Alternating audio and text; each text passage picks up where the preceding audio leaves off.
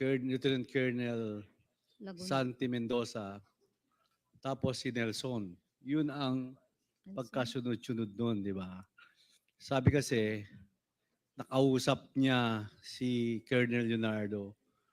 Pero nakikita ko yung diagram kasi baka hindi ko lang alam, hindi lang ako sigurado.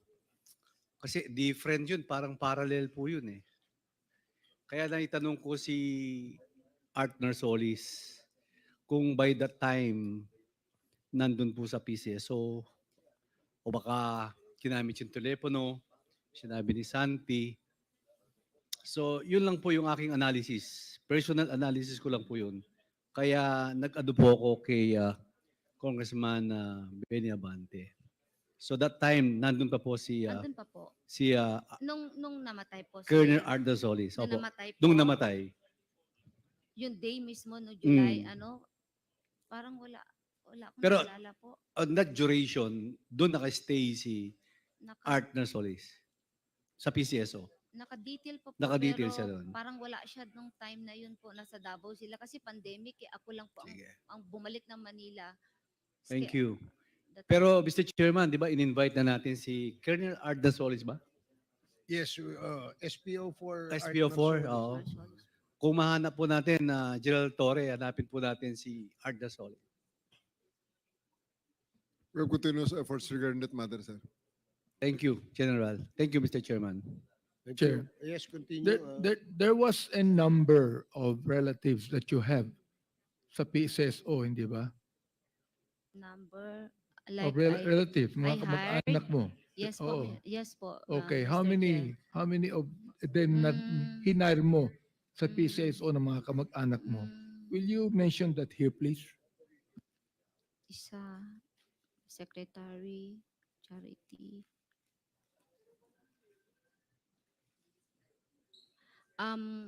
One po as my secretary, private secretary.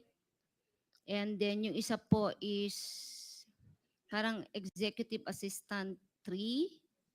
Yung isa po is um, parang mababa lang po yung bakante na I cannot recall the positions, pero puro po mabababa na position po. Ang pinakamataas lang po noon is EA 3 na position po ang naibigay ko. Including your daughter or son? I don't have a son, Mr. Chair. My daughter, as confidential agent, for a few months lang po yun. After I took her back from US, kasi kinustody ko na siya, sabi ko, para may trabaho ka, then I'll hire you. So bakit mo binigyan ng trabaho sa PSSO yung mga kamag-anak mo? Mr. Chair, wala naman sigurong hindi mag-hire ng kamag-anak kasi the position po is trust and confidence. Like secretary, private secretary, I need someone I trust. Like siguro driver, I need someone I trust. And there are positions na allowed naman. Pero kung trust and confidence po, meron po, yun lang ang binigay ko. The rest na I need professionals like lawyers, professionals. I hired lawyers and professionals. And there are also positions that I publish. I ask the HR to hire outside at mamili because gusto ko galing sa labas at qualified talaga for the position. Okay, ganito, no? You said that there are 3 levels of payments and rewards sa tinatawag nating Davao model. Tama? Um, there are levels like 3 levels of payments and rewards. I cannot. Kanina nabanggit mo yun eh. There are 4? 4 levels. Oo. There are 4 levels na nabanggit mo, hindi ba? Yes po. I think Okay. I was looking at it and sabi ko nga, ang laking pera ang lumabas dito. The fact that thousands were killed, actually. So I would like to ask our PNP personnel here. Di ba?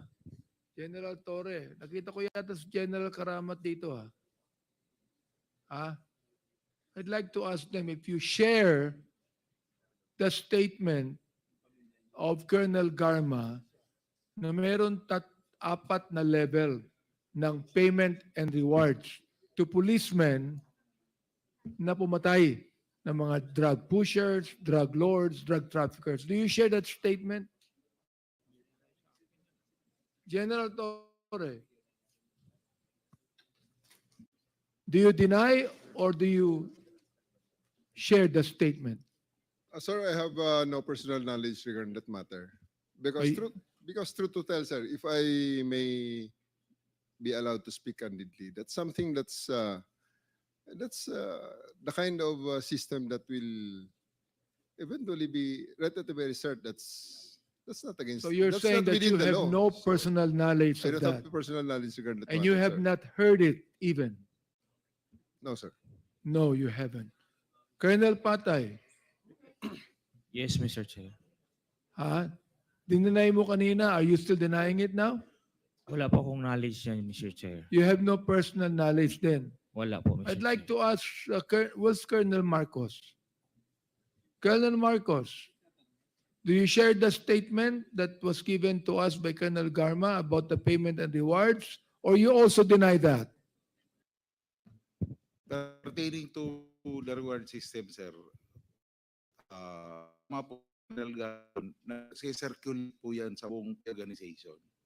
Pero ang makakabalidate lang po talaga niyan is yung inner circle po ng gaya si Colonel Garma, yung mga So, nakakaalam talaga, sir. May natanggap yung pumatay kay Mayor Espinosa.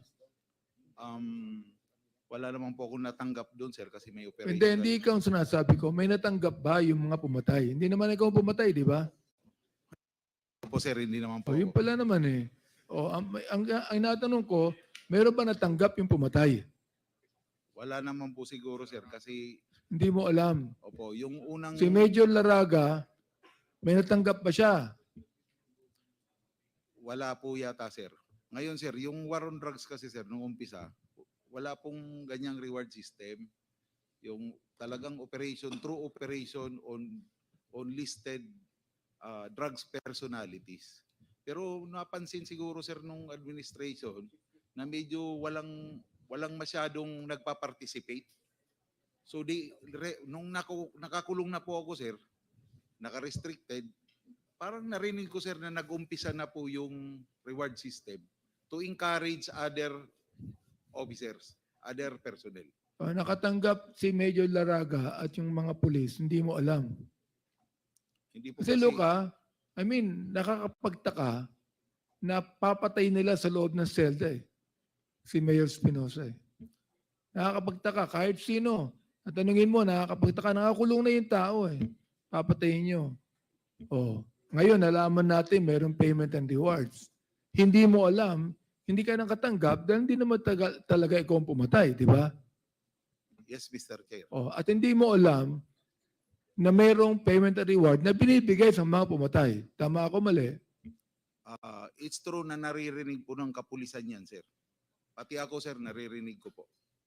Si General Karamat ba nandiyan kanina? Nandiyan kanina eh. Wala na ba ngayon? Wala na, no? Okay. Now, Colonel Garma, have you heard of the killing of Mayor Cesar Perez of Los Baños? Pinatay during the drug war Hindi po. at merong silang pinagbintangan. Ang biktima po ay nakulong na konsehal, si Norbin Tamisin. Have you heard of that? No, Mr. Chair. Hindi mo narinig. Hindi po. How about the killing of Mayor Halili of Tanawan, Batangas? Mayor Halili. Sa drugs din po yun eh. Yes, Mr. Chair. Narinig ko po Narinig yun. mo? Opo. Okay. So therefore, totoo yung sinasabi mo na kapag mayroong napatay ang pulis, may natatanggap. Totoo po yun, Mr. Balikta Chair. rin po natin. Halimbawa kaya, ang binibigyan ng reward, yung hindi nakakapatay. Mas maganda, di ba? Yung bibigyan ng reward, yung imbis na papatayin, hinuhuli, kinukulong, Sana, at kinakasuhan. sana, Di ba mas maganda yung ganon? yes po, yun na-file sana ng kaso. Siguro tapos konti lang ang namatay. Tama ba ako, Colonel Marcos? Am I right? Siguro konti lang ang namatay, ang pinatay. Kung walang payment and reward, konti lang ang pinatay. It's possible, Mr. Chair. Possible. So anyway, Mr. Chair, nakita po natin to and I'm so glad na gusto ko lang pong basahin ang isang manifestasyon dito na naisulat sapagkat sayang naman kung hindi ko babasahin ito. Alright? Itong Davao model ng payment and reward system ay nakakatakot at talaga namang inaabuso. Kung tutuusin, ang reward system ay maghihikayat sa mga pulis na pumatay upang makuha ang reward nila na pera. Tulad po ng sinabi ng aking kasama dito, si Congressman Romy Acop. Tulad po na nabanggit ni Congressman JJ na ito yung love of money. Ibig sabihin, Mr. Chair, walang pinagkaiba ang reward system na ito doon sa mga drug pusher na kumukuha ng pera dahil sa droga. Ito naman, kumukuha ng pera dahil nakakapatay. Walang pinagkaiba, mga kaibigan. At sino bang ayaw makakuha ng mga pulis? Dahil on a mere suspicion, pwede silang pumatay at yung suspect ay hindi man lang binigyan ng pagkakataon mag-explain or ilaban ang kanyang sarili. Kaya nga po, this is a violation of their constitutional right. Paano kung mistaken identity? Tulad ng napatay na 9 na taon. Tulad ng napatay na si Kian na 17 years old. Ito ay mga mistaken identity. Paano kung galit lang sa iyo ang isang pulis at bigla ka na lang sinama sa listahan ng suspect? Paano kung nagkataon parehas kayo ng pangalan? Ang daming mali sa sistema na ito. At ang pinakamalala, walang reward ang apprehension o paghuli ng suspect. Kung gusto mo ng pera, patayin mo ang suspect. Last question, Mr. Chair, to Vice Chair Bernardo. What is now the status of Commissioner Leonardo in NAPOLCOM? Sir, I was just, I was able to read a letter that his resignation had been accepted, sir. I will be getting the official notice, sir, maybe by Monday, sir. So you will not anymore charge him administratively? Last week, sir, I convened the remaining commissioners, and I was asking if we would be reporting to the Office of the President through the SILG that we are supposed to recommend the conduct of administrative investigation. Inasmuch as the PNP and the Internal Affairs and NBI would be conducting a criminal investigation, it is also be more expeditious, considering if an administrative case will be conducted, it would be more quicker, considering the evidence necessary would be substantial evidence, sir. But we were being told that he tendered his resignation, and I was asking my colleague, I was outvoted that they suggested to wait for developments. But personally, I would like to file administrative case. Thank you, Mr. Chair. That ends my interpellation and manifestation. Maraming salamat po sa inyo. Thank you, Congressman Abante, and Before we end, Mr. Chairman. Congressman Fernandez. Yes, since there are reports, some reports that been received by the Squadcom in relation to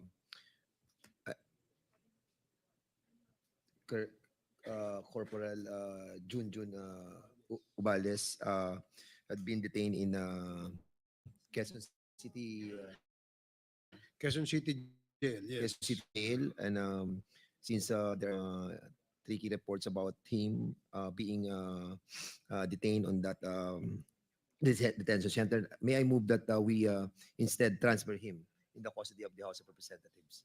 I so move, Mr. Chairman. There is a motion I to, object, Mr. Chair.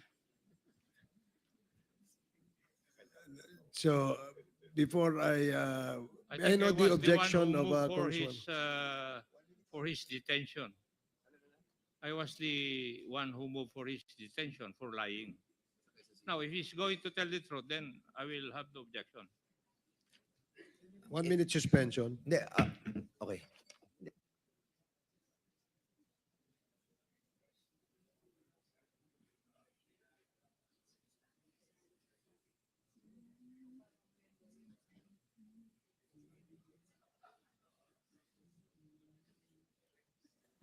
Ano ba naman 'to? Ayaw ni ano, ni ako palipat na nga kulungan si Oballes. Eh, baka mamaya, may problema dun sa kulungan yun, baka mamaya merong, delikado buhay kaya pinapalipat nitong si ano, Congressman Dan Fernandez. Very good, Congrats po sa lahat po ng bumubuo ng Quadcom dahil po napalutang po ninyo ang katotohanan. Kasi katulad niyan, kunwari, ang gumawa ng kasalanan ay pulis. Kanino ka hihingi ng tulong? Kapag ika'y nangailangan, sa pulis ka hingi ng tulong. Kapag ika'y nalagay sa alanganin, sa pulis ka hingi ng tulong. Paano kung yung mga pulis na hihingan mo ng tulong ay katulad nitong mga pulis na ito? Katulad ni Garma. Diba? Kaya mabuti, meron tayong Quadcom na siyang nag-iimbestiga laban dito sa mga tiwaling pulis na ito. Napakadelikado po talaga nung war on drugs na ginawa ni Digong. Yung kanyang pag-uutos, napakadelikado, napakasama po ng naging epekto sa ating mga Session kababayan. is resumed. So the parliamentary status is that there was a motion by Congressman Dan Fernandez but it was objected prior to the chair stating for the record the motion of Congressman Dan Fernandez, and the chair immediately suspended the hearing in order that we can discuss the motion that will be stated by Congressman Fernandez.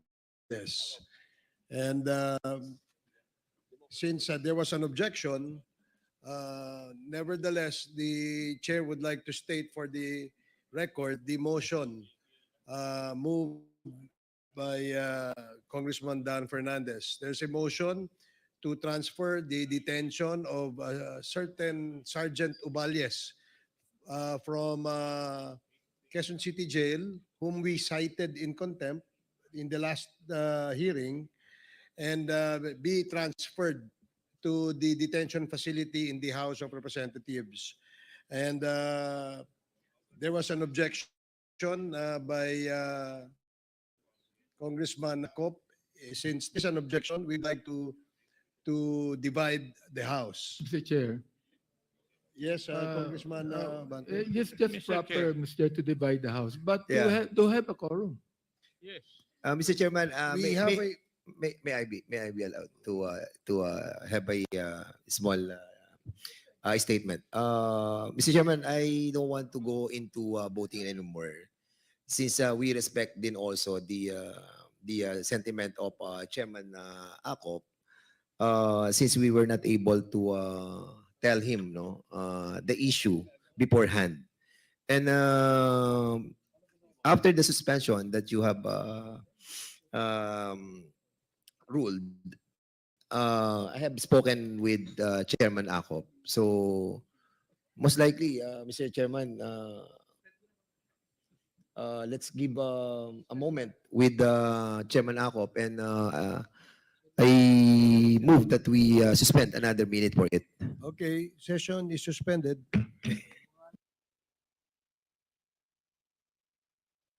Suspended na naman. Palpak na war on drugs, sabi ni Richard Espiritu. Palpak talaga kasi ang ineliminate yung tao. 'Di ba dapat ang mawala yung substance? Bakit yung tao ang inubos, yung substance nandyan pa rin? Alam niyo kung ano ang isang pinakamatibay na ebidensya na palpak ang war on drugs ni Digong? Ha? Alam niyo kung ano? Unang araw ni PBBM, may nahuhuling adik, may nahuling pusher. Unang araw ng pamumuno ni PBBM. Kung talagang si Digong successful ang kanyang war on drugs, pagupong-pagupo ni PBBM, dapat wala na yan. Wala ng pusher, wala ng drug addict, wala ng drug lords, wala ng droga.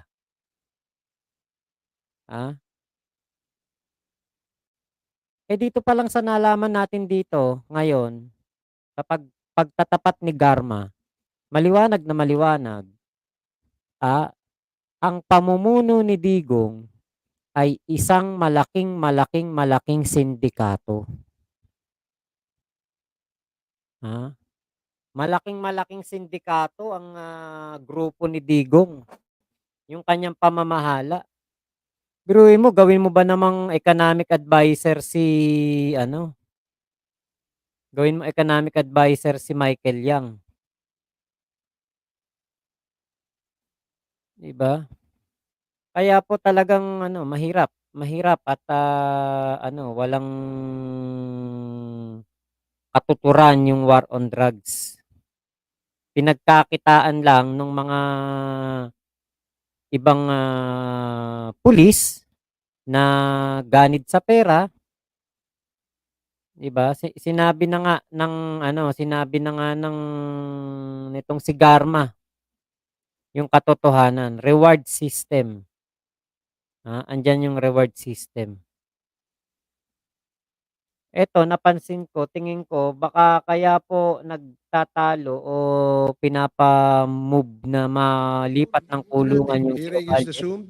Okay, Mr. Chairman, since we have discussed after the suspension, I move that I withdraw my motion to bring John Obales here in the House of Representatives for his proper detention. I so move, Mr. Chairman.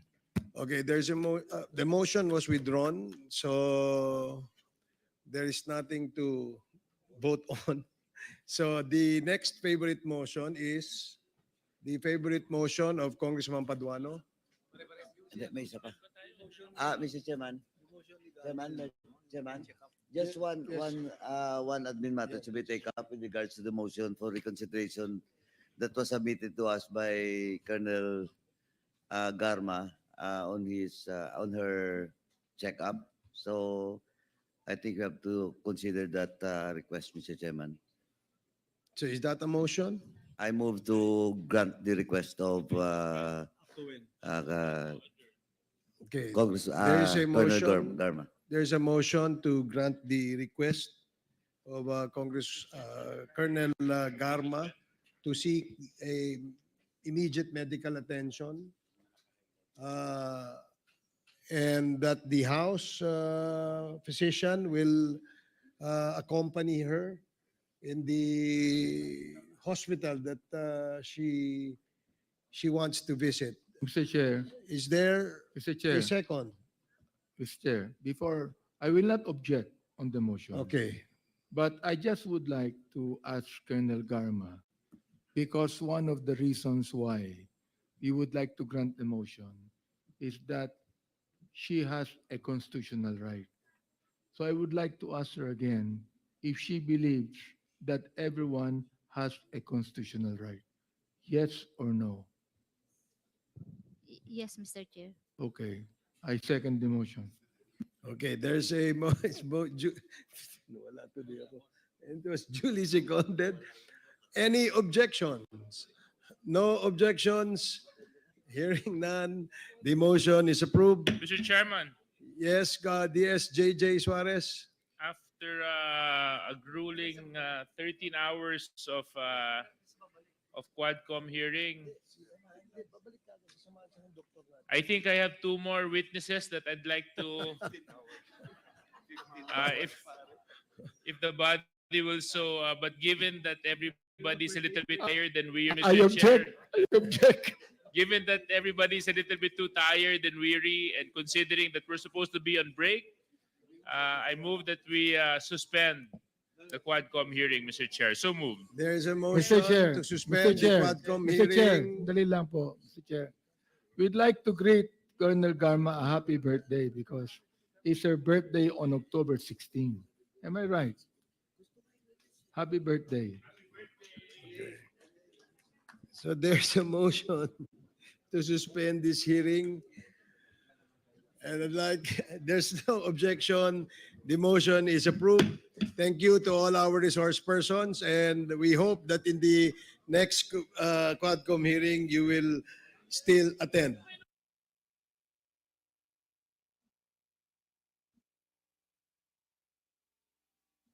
Grabe.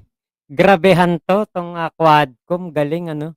Sulit ito, ito po ang pinakasulit at magandang hearing ng Quadcom. Ito. Kasi po, napaka-aksyon. Dito pa lang sa pag-amin ni Garma, ay talagang ano na po, sulit na tayo dito. Yung ating, paghihintay, ilang oras ng, panonood, 'di ba? Mas trending pa 'to kaysa sa PBB, eh, para sa akin, kung ikaw, Pilipinong may pakialam sa iyong mga kababayan, Pilipino na kumbaga, meron kang care sa mga biktima ng karahasan, itong Quadcom ang, isa sa pinaka-the best na nangyari sa kasaysayan ng ating, gobyerno. Dahil, na-unmask nila ang, mga taong gumagawa po ng masama noong pamumuno ni Digong. At ito naman wala naman talaga 'tong ano, wala naman talaga tayong kumbaga, dapat pang ipag-hearing kung umaamin lang naman talaga yung mga tao, kung tapat lang naman talaga sila sa ating, mga Pilipino, 'tong mga politiko na 'to, 'tong mga pulis na 'to, 'di ba, na na-involve sa war on drugs. Kung sila lang po umaamin at hindi po sila ano, hindi po sila mga nagtatago sa alam mo yung gumawa sila ng kasalanan ta's magtatago sa saya ng mga asawa nila, ng mga nanay nila, 'di ba? Kung hindi lang gano'n, marami na pong nabigyan ng hustisya. Kaya lang 'di ba, yung gawain kasi ng mga kapulisan noon, sino mag-iimbestiga, kahit ang NAPOLCOM. Ang NAPOLCOM, commissioner ba o yung ano diyan, yung si Leonardo, kita niyo kasabwat ni Garma, kasabwat sa war on drugs. Paano makakakuha ng hustisya talaga 'yan? Paano mag-iimbestiga 'yan, yang komisyon na 'yan? 'Di ba, kaya po talagang tama lang 'tong ginawa ng NAPOLCOM.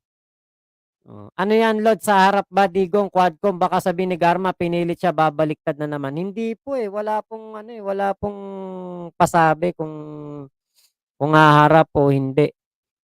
Wala pong pasabi. Si Roque hindi na nakita, wag kayong mag-alala, si General Torre naman hindi naman po tumitigil sa paghahanap diyan kay ano, kay, Roque. Actually, meron akong nakitang balita, dapat nga hindi binabalita 'yun, Kasi binabalita nila, sinasabi, alam na, tukoy na kung saan nagtatago si Roque. Siyempre 'pag nakita ni Roque 'yan, magtatago na naman 'yun, lilipat na naman ang pagtataguan. 'Di ba, ang isa pong, nakakadismaya dito sa ating nalaman dito ay itong naging partisipasyon nitong sila Bongo, kasi siyempre binoto ng taong bayan 'yan, matatapos na termino nila, si Bongo, si Bato, 'di ba? Imagine niyo matatapos na termino niyang mga 6 na taon pa natin pinasahod yan sa Senado. Kaya pala takot na takot tong si Bato de la Rosa na umattend sa Quadcom kasi nga po, meron pala talaga siyang partisipasyon, meron talaga siyang alam. 'Di ba? Kinanta na siya ni ano ni Kerwin Espinosa. 'Di ba? Naku alam niyo na gagawin niyo sa darating na eleksyon. Iboboto niyo pa ba yan, yung mga tauhan ni Digong na yan, 'di ba? Wag na, wag na. Tama na yung ano, yung naloko nila tayo ng halos 9 na taon. 6 na taon kay Digong, tapos pagdating ng wala na si Digong sa poder niya, etong si Bato de la Rosa naman at etong sila ano naman, sila ano naman ang loko sa atin, sila Bato at si Bongo. O, tapos 'di ba gusto pa nila isalpak ngayon sa Senado si Philip Salvador na mga walang kwenta, mga pulpol, 'di ba? Sus Mario Joseph. Tama na 'yun.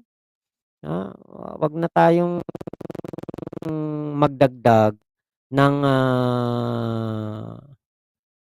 bobo sa Senado. Wala namang alam sa politika 'yan. Ang alam lang niyan magpasikat, 'di ba? Magmagaling. Saan ka nakakita nung ikaw sasabihin na kaya daw siya kakandida. Nakapagpatayo ng napakaraming mga magagandang proyekto, malalaking building para sa ating mga kababayan, condominium, binondominium, renovate ang Manila Zoo, inayos ang Arroceros Park. 'Di ba? Kung ganyan sana, okay lang. Pero yung katulad nito, na walang kakuwenta-kuwenta, ah, wag na. Tama na yun na merong isang bobong artista sa atin pong Senado. Tama na yun. Davao, safest place for fugitives. Naku, baka si Digong magpupo na sa Salawal kasi para isipin ng mga huhuli sa kanya, ay matindi na sakit nito, wag na nating hulihin. Baka ganun ang mangyari. Laking problema ni Garma nang dahil sa pera. Edward Lachica. 'Di ba? Ayan. Kuya Eric James Kapokian.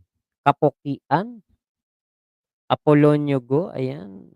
Salamat po, Tiburcio, ayan. Yung mga nandiyan kanina, Kuya Ronel Agua, si Naksu. Thank you po sa inyong lahat. Salamat po sa pagsama nyo sa aking live. So ako po ay magpapaalam na ulit sa inyo. Salamat po, ingat po kayo. Nasan mang panig kayo ng mundo. Mama chup chup, love you. God bless us all, Pilipinas. God first. Salamat po. Thank you. Ingat po kayong lahat.